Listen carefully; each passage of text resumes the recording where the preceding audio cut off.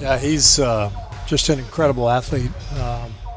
It's pretty rare that you see a guy come into the league and just jump off the screen athletically, because in the NBA, almost everybody out there is an incredible athlete, and Zion just stands above the crowd, literally and figuratively. I mean, he gets rebounds you don't think he can get. He slices in from the weak side and covers so much ground, and he's explosive and powerful. And I'm just glad for him and for New Orleans that he's healthy and playing. It's great for the league, and obviously they're playing good basketball right now.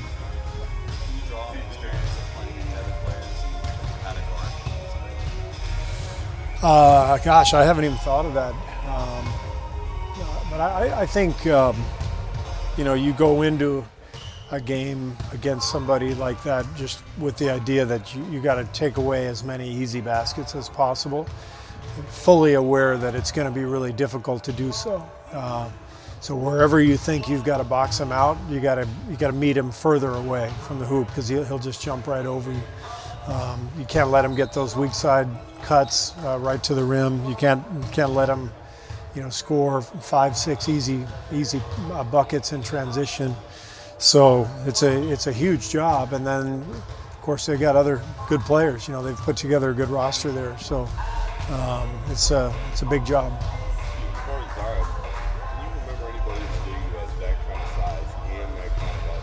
Probably Charles Barkley. If you look back at Charles when he was in his prime, that kind of explosiveness with the strength, the ability to kind of get downhill and be a one-man wrecking crew. That would be the first guy to come to mind for me.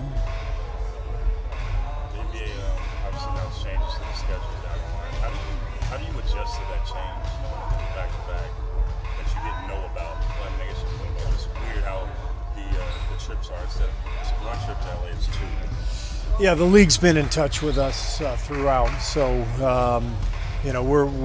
they kept us aware of the possibilities, and they made sure they checked with all the teams that had to change their respective schedules, and we agreed to do it.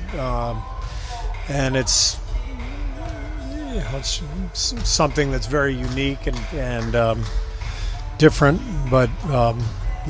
There's no real adjustment we have to make. I mean, I think it was either going to be a back-to-back earlier or later. I can't remember exactly the change, but we're used to all kinds of different scheduling possibilities in the NBA. Oh, they're playing 3 in a row? Yeah. That's like the lockout year. Yeah. I didn't notice that.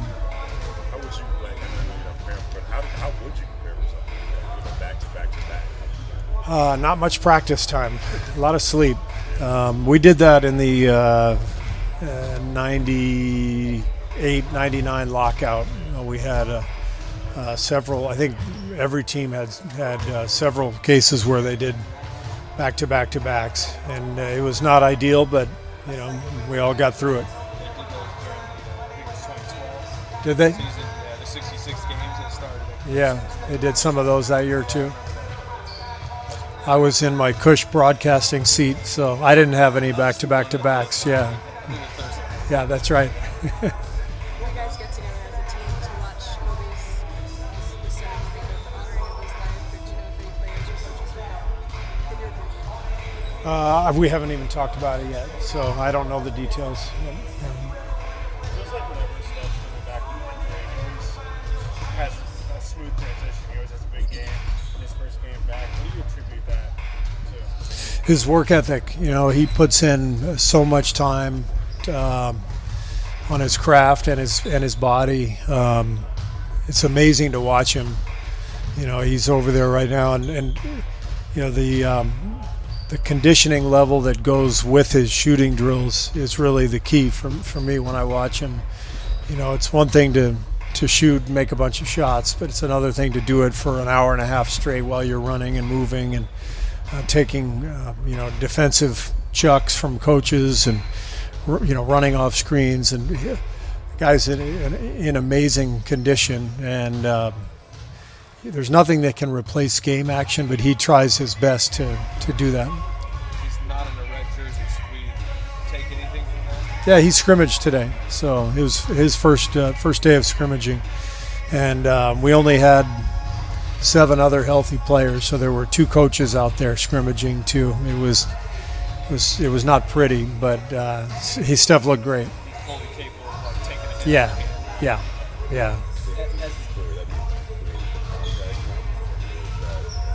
Yeah. So he was cleared for contact today, and this is the first day that he's actually scrimmaged, and so now we'll give him more scrimmaging, more contact, and we'll see how the coming week goes, and then hopefully, before too long he'll be ready to roll. As Steph's return gets closer, do you notice like a buzz amongst the players? Some of these guys haven't played there before. Some excitement. Yeah, I think everybody's excited, and he got an ovation today when I told the group he was going to scrimmage with us. Everybody was excited. And it'll be good for our young guys to feel what it's like to play with him, and vice versa. Steph needs to get to know these guys too. So it's a big part. I know we've talked about this. It's a big part of the final third of the season is everybody playing together, acclimating together with the trade for Andrew and the young guys, Steph coming back. These games matter.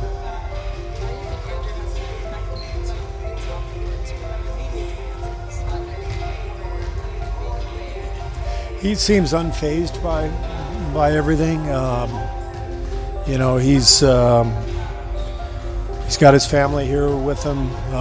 They've adapted quickly. He told me yesterday he's found a place to live.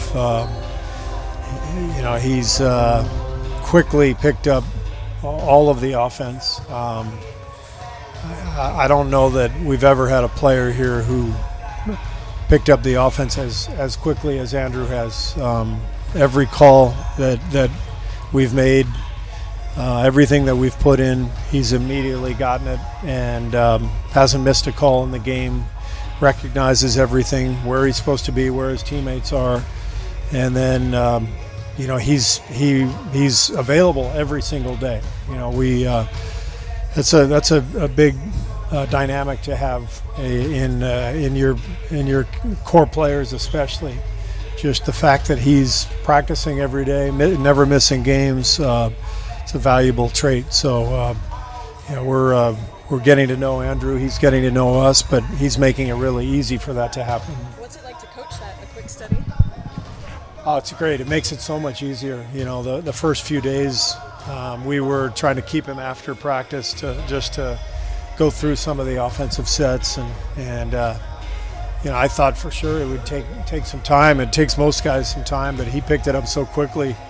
We're already past that. We don't need to stay after practice anymore to go through that stuff. He's just picked everything up beautifully, and he's moving on to some of the other details. I know Andrew was in here yesterday working out with Steve Nash. Do they have much of a relationship, fellow Canadian? I don't think they know each other that well, because I don't know how much Andrew has played on the national team. And Steve has been general manager of the national team, but I don't think they've had a lot of contact. But there's definitely a connection there based on the Canadian roots, and they had a great workout yesterday together. Did you put Andrew and Steph on the same team today? I did. Were you watching that with a close eye? I know you talked about that's maybe the most important thing down the stretch has been confusing. Today was more just about the run. It was more just get the legs underneath you. As I said, we had Luke Laux and Theo Robertson were in the scrimmage. They're good players. Yeah. But it was, we're not going to get to the point where we're really looking at the nuances for a few days probably. And I don't know how much more scrimmaging we're going to have because we got a big week of games. I think we've got 4 games coming up this week. Yeah. So yeah, we'll have to. Steph's going to have to continue to get a lot of work in on his own, but we're definitely anxious to get him back and get him on the floor with all of our guys. How would you assess Looney's health right now, and are you optimistic he can give you consistent minutes moving forward? He's been good. He's been consistent here the last couple weeks. He's been available for us every night, and he scrimmaged today, and he looks good. So all encouraging signs. All right, thanks everybody.